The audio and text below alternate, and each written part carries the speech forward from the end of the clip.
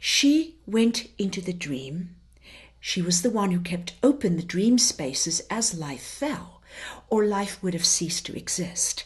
So she had to fall with life. To do that, and remember, it's in the dream that the feminine part of yourself is engaged as in its dream body. This is why during the dream states, which we have now exited, it was the goddess that was the deity of an infinite being that has no gender but is androgynous. However, the feminine separated out to be able to create the dream.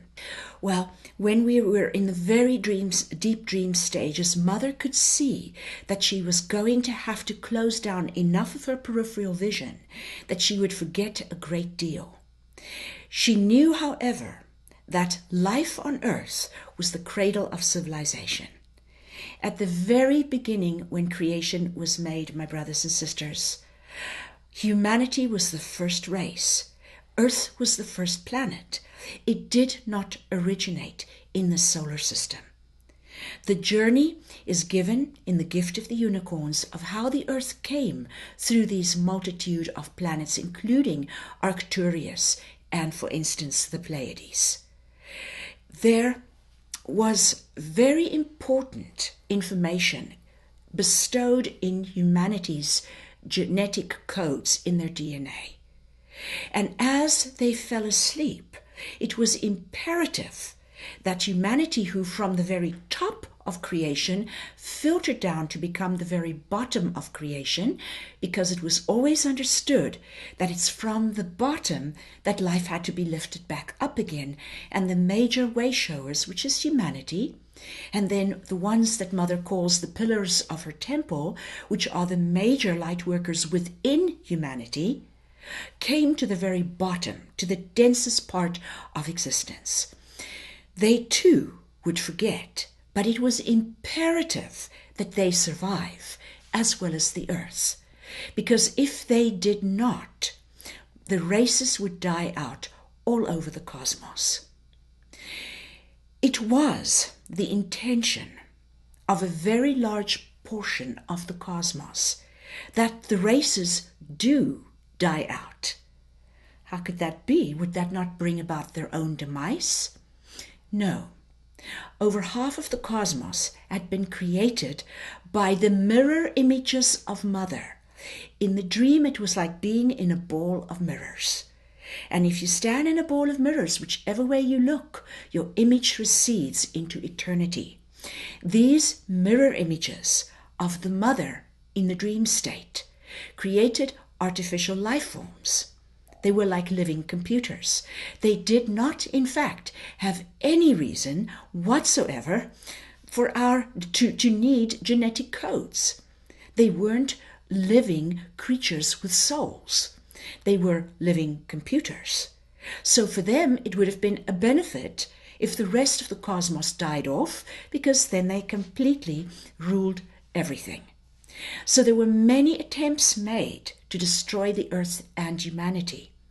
There was a very serious attempt made in 2004, in October, another one in November, and then a very large one in January of 2005, because they knew that in February of 2005, the Earth would start her ascension. So what the Mother did is she gave a stewardship to the race that she thought could succeed the very best, not to succumb to the mind control, especially that of males, that was being done by the perpetrators in the dream. She asked a group of 9 Asshanta serpents to safeguard the Earth and make sure that humanity and the Earth survive. Through eons of existence, the 9 had more and more, and so there were multiple layers down of Asshanta serpents in human form.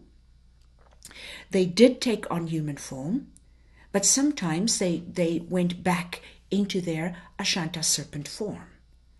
And so they became the very, very, very tip of the hidden governments that have basically pulled the strings of humanity for a very long time. They never were human. They were Asshanta serpents. And through the ages, their mission became entirely distorted as they started to control humanity to the point where human life was deemed very insignificant to the outcome, which was the survival of mankind and the planet. In other words, they did not consider individuals in their methods. They thought that the end justified the means. Nevertheless, they did keep their contract. And as the purgings started to happen, those nine are far beyond the groups that generally are spoken about.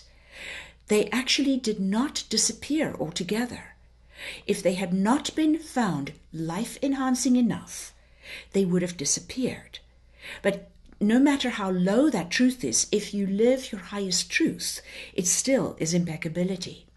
They did survive, but they were taken to the spirit world, and they have recently taken on bodies again. Mother is giving them a chance to redeem the karmic debt that they have accrued. If they don't, they too shall not survive. Do they know who they are? No, they don't. I had prophecies before they came in. They contacted me, and very specifically one of them, called Leo, contacted me through an oracle in the Irish Order of the White Rose, who's the oracle Vanessa. But he no longer speaks because he's actually come into body. He told me exactly when, and he also told me when it would be that he would make contact with me. So my brothers and sisters, that is who we were dealing with all along. The ones that stood behind the throne and told governments what to do.